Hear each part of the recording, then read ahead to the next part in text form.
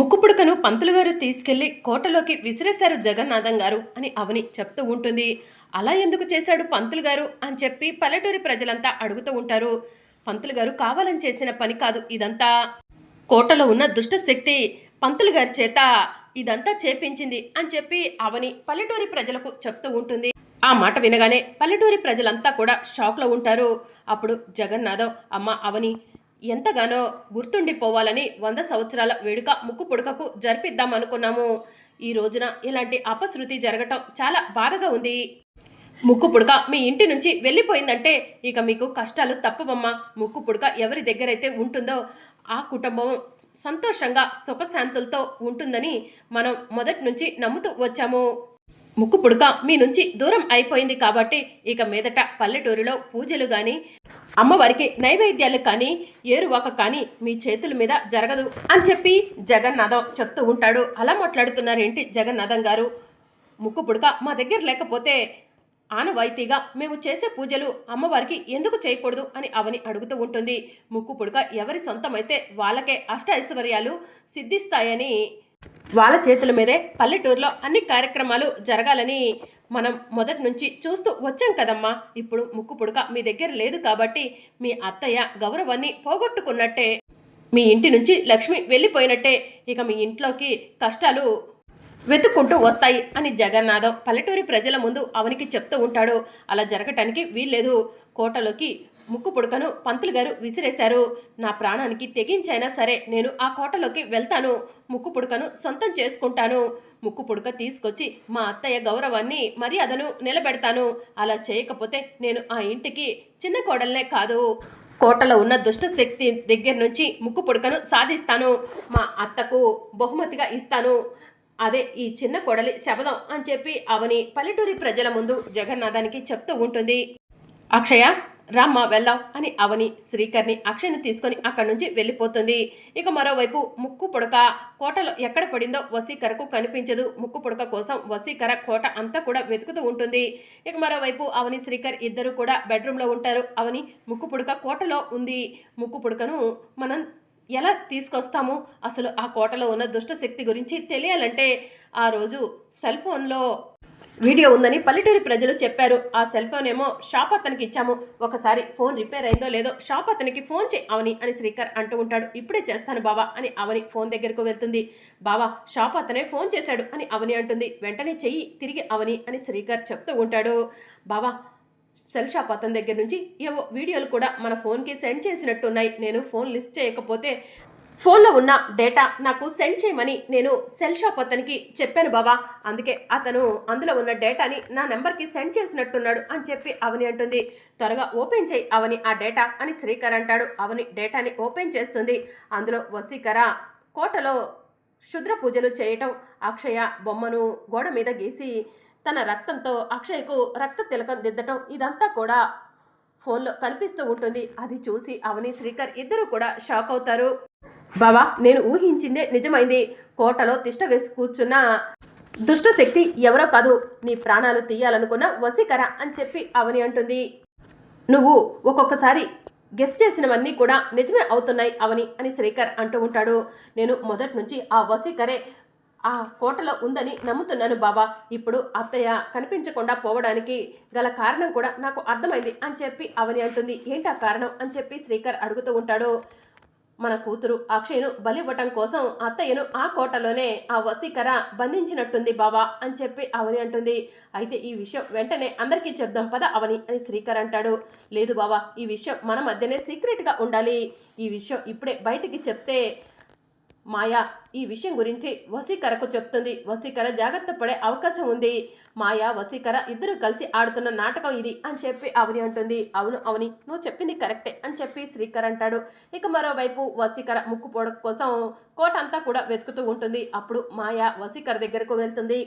వసీకర, సాధించేశావు కదా, ముక్కు పుడకను సొంతం చేసుకోవాలనుకున్నావు. పంతులు గారి సహాయంతో ముక్కు పుడకను కోటలోకి విసిరేపించుకున్నావు. నిజంగా నువ్వు గ్రేట్ వసీకర అని చెప్పి మాయ అంటూ ఉంటుంది. అవని రక్షక కవచాలను అందరికీ కూడా కట్టింది. నువ్వు ముక్కు పుడకను సొంతం చేసుకోలేవేమో అనుకున్నాను. ఏదో ఒకలా పంతులు గారి చేతికి ఉన్న రక్షక కవచాన్ని నేనే ఊడిపోయేలా చేశాను. పంతులు గారి సహాయంతో ముక్కు పుడకను సొంతం చేసుకున్నావు అని చెప్పి మాయ వసీకర్తో చెప్తూ ఉంటుంది. ఇంతకీ ఆ ముక్కు పుడక ఎక్కడ?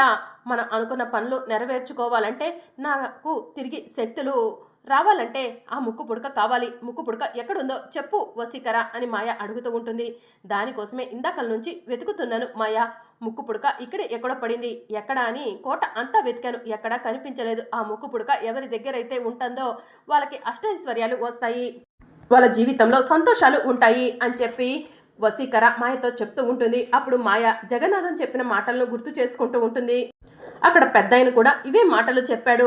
అంటే ఆ ముక్కు పుడక అంత మహిమ గలదా? ఆ ముక్కు పుడక ఎవరి దగ్గర ఉంటే వాళ్ళకు అష్టైశ్వర్యాలు సిద్ధిస్తాయా? అదే ముక్కు పుడక వసీకర దగ్గరకు వెళ్తే వసీకర మాంత్రికుడు రూపాన్ని పొందుతుంది.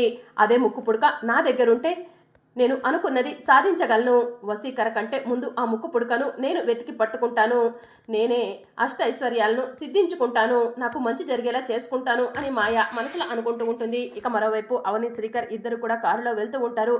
అవని ఇప్పటికిప్పుడు ఆ జగన్నాథం గారి ఇంటికి ఎందుకు అని శ్రీకర్ అడుగుతూ ఉంటాడు. చెప్తాను బావా అని చెప్పి అవని అంటుంది. ఇక అప్పుడే జగన్నాథం ఒక మనిషితో మాట్లాడుతూ ఉంటాడు. ఆ మనిషి మన ఊరికి పట్టిన దుష్టశక్తి వదిలిపోవాలంటే ఏం చేయాలో అర్థం కావట్లేదు. పాపం ముక్కు పుడక కూడా కోటలోకి వెళ్ళిపోయిందంట కదా అని జగన్నాథంతో చెప్తూ ఉంటాడు. ఒకప్పుడు వేదవతి మన ఊరి కరువును తరిమి కొట్టింది. ఇప్పుడు అవని మన ఊరికి పట్టిన దుష్టశక్తిని తరుము కొడుతుందన్న నమ్మకం నాకుంది అని జగన్నాథం ఆ మనిషితో చెప్తూ ఉంటాడు. అప్పుడే అవని శ్రీకర్ జగన్నాథం ఇంటికి వెళ్తారు. జగన్నాథం గారు అని అవని పిలవటంతో ఏంటమ్మా ఇలా వచ్చారు అని జగన్నాథం అడుగుతూ ఉంటాడు. ఇక జగన్నాథం పక్కన నుంచున్న మనిషి మాత్రం జగన్నాథం గారు నేను మళ్ళీ మిమ్మల్ని కలుస్తాను, వెళ్తాను అని చెప్పి అక్కడి నుంచి వెళ్ళిపోతాడు. ఏంటమ్మా అవని ఈ టైంలో వచ్చారు అని జగన్నాథం అడుగుతూ ఉంటాడు. మీతో ఒక ముఖ్యమైన విషయం మాట్లాడదామని వచ్చాను అని చెప్పి అవని అంటుంది. సరే అమ్మా కూర్చోండి అని చెప్పి జగన్నాథం అంటాడు. ఇప్పుడు చెప్పమ్మా ఏ విషయం గురించి మాట్లాడదామని వచ్చావు అని చెప్పి జగన్నాథం అడుగుతూ ఉంటాడు. ఆ కోటకు సంబంధించిన చాలా విషయాలే మాకు చెప్పారు. ఆ కోటలో ఉన్న దుష్టశక్తి ఎవరో కూడా మాకు తెలిసింది. ఈ విషయాన్ని సీక్రెట్గా ఉంచండి జగన్నాథం గారు, మీరు కూడా ఆ దుష్టశక్తిని చూడండి అని చెప్పి అవని ఫోన్లో ఉన్న వీడియోని జగన్నాథానికి చూపిస్తూ ఉంటుంది. జగన్నాథం ఆ వీడియో చూస్తూ ఉండగా ఈ కోటలో ఉన్న దుష్టశక్తి ఎవరంటే వసీకర. ఆ వసీకర కొన్ని రోజులుగా మా కుటుంబాన్ని పట్టి పీడిస్తుంది. ఈవిడ ఒక క్షుద్ర మాంత్రికురాలు. గతంలో ఈ వసీకర నా బావ ప్రాణాలు కూడా తీయాలని చూసింది. నా బావను ఆ వసీకర నుంచి నేను కాపాడుకున్నాను జగన్నాథం గారు అని చెప్పి అవని అంటుంది. సరే అమ్మా ఇప్పుడు ఏం చేద్దాం అని జగన్నాథం అడుగుతూ ఉంటాడు. ఆ కోట గురించి అన్ని విషయాలు చెప్పారు. అంత కోట కడుతున్నప్పుడు దానికి సంబంధించి ఒక మ్యాప్ అనేది గీసే ఉంటారు కదా జగన్నాథం గారు, ఆ మ్యాప్ ఏమైనా ఉందా అని అవని జగన్నాథాన్ని అడుగుతూ ఉంటుంది. ఇప్పుడు ఆ మ్యాప్ ఎందుకు అవని అని శ్రీకర్ అడుగుతూ ఉంటాడు. మ్యాప్ చూసిన తర్వాత అన్ని విషయాలు చెప్తాను బావా అని చెప్పి అవని అంటుంది. అమ్మ అవని 150 సంవత్సరాల నుంచి 200 సంవత్సరాల మధ్య కాలంలో ఆ కోటను కట్టారు. ఆ కోటకు సంబంధించి ఒక మ్యాప్ ఉంది. దాన్ని ఒక ట్రంకు పెట్టెలో భద్రంగా దాచిపెట్టాను అని జగన్నాథం చెప్తూ ఉంటాడు. ఒకసారి నాకు ఆ మ్యాప్ని చూపిస్తారా జగన్నాథం గారు అని అవని అడుగుతూ ఉంటుంది. అప్పుడు రామ్మ చూపిస్తాను అని జగన్నాథం ఒక చీకటి రూమ్లోకి తీసుకెళ్ళి అదిగో అక్కడ కనిపిస్తుంది ట్రంకు పెట్టె, అందులో ఉందమ్మా మ్యాప్ అని చెప్పి చెప్తూ ఉంటాడు. నేను వెళ్ళి తీసుకొస్తాను అని చెప్పి శ్రీకర్ లోపలికి వెళ్ళి ఆ ట్రంకు పెట్టెను బయటికి తీసుకొస్తాడు. ఒక కుర్చీలో పెడతాడు. ట్రంకు పెట్టెను ఓపెన్ చేసి జగన్నాథం మ్యాప్ని అవనికి చూపిస్తూ ఉంటాడు. ఈ కోటలోకి ప్రవేశించాలంటే ఎన్ని దారులు ఉన్నాయి జగన్నాథం గారు అని చెప్పి అవని అడుగుతూ ఉంటుంది. ఈ కోటలోకి ప్రవేశించాలంటే 4 ద్వారాలు ఉన్నాయమ్మా. ఉత్తరం, దక్షిణం, తూర్పు, పడమర. ఆ 4 దిక్కుల్లో కూడా 2 దిక్కులు పూర్తిగా శిథిలావస్థకు చేరాయి, అంటే మూసుకుపోయాయమ్మా. 2 ద్వారాలు మాత్రమే లోపలికి వెళ్ళగలం అని చెప్పి జగన్నాథం చెప్తూ ఉంటాడు. ఒక దారి నుంచి ఆ వసీకర మనల్ని రాకుండా అగ్నితో అడ్డుకుంటుంది కాబట్టి 2వ దారి నుంచి మనం లోపలికి వెళ్ళగలమా జగన్నాథం గారు అని అవని అడుగుతూ ఉంటుంది. వెళ్ళగలమమ్మా, చాలా పెద్ద తలుపు ఉంటుంది, దానికి పెద్ద తాళం వేసి ఉంటుంది అని జగన్నాథం చెప్తూ ఉంటాడు. ఆయన కూడా భయపడాల్సిన అవసరం లేదు, ఆ తాళం నా దగ్గరే భద్రంగా ఉంది అని చెప్పి ట్రంకు పెట్టెలో నుంచి జగన్నాథం తాళం తీసి అవనికి ఇస్తూ ఉంటాడు. అవని తాళం చూసి సంతోషపడుతూ ఉంటుంది.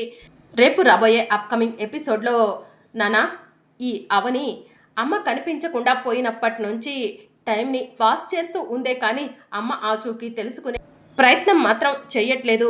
ఈవిడ గారు ఈ కథకు ముగింపు ఇచ్చేసరికి అమ్మ ఈ లోకంలో ఉంటుందో లేకపోతే మనందరినీ వదిలి వెళ్ళిపోతుందో అని కృష్ణబాబు అందరి సమక్షంలో ప్రసాదరావుతో చెప్తూ ఉంటాడు. దాంతో ప్రసాదరావు, అవని, శ్రీకర్, అక్షయ షాకింగ్గా కృష్ణ వైపు చూస్తూ ఉంటారు. లేదంటే ఈ పాటికే అమ్మ మన నుంచి దూరం అయిపోయిందో నాకైతే అనుమానంగా ఉంది. మనం ఈ అవనిని నమ్ముకోవటం కన్నా కూడా మనం తదుపరి కార్యక్రమాలు చేయడం మంచిదేమో అనిపిస్తుంది అని కృష్ణబాబు అంటూ ఉంటాడు. దాంతో శ్రీకర్ కోపంగా కృష్ణ దగ్గరకు వెళ్ళి అమ్మ గురించి అలా తప్పుగా మాట్లాడతావా అని చెప్పి కృష్ణ చెంపపై లాగిపెట్టి ఒక్కటిస్తాడు. కృష్ణ అన్న దాంట్లో తప్పేముంది, అమ్మ కనిపించకుండా పోయి ఇప్పటికే చాలా రోజులైంది అని చెప్పి వసంత చెప్తూ ఉంటుంది. మీరు ఎవరు ఎన్ని అన్నా కూడా నేను మీ మాటలను పట్టించుకోను. వచ్చే 15వ తారీఖు అత్తయ్య మామయ్యల పెళ్లి రోజు ఉంది. ఆ రోజు మామయ్య పక్కన అత్తయ్యను నిల్చోబెడతాను, చూస్తూ ఉండండి అలా అని చెప్పి ఈ చిన్న కోడలు శబదం చేస్తుంది అని అవని అందరి సమక్షంలో చెప్తూ ఉంటుంది. మరి అప్కమింగ్ ఎపిసోడ్లో ఏం జరగనుందో తెలుసుకోవాలనుకుంటున్నారా? అయితే ఛానల్ను సబ్స్క్రైబ్ చేసుకొని సపోర్ట్ చేయడం మర్చిపోకండి. Thank you for watching.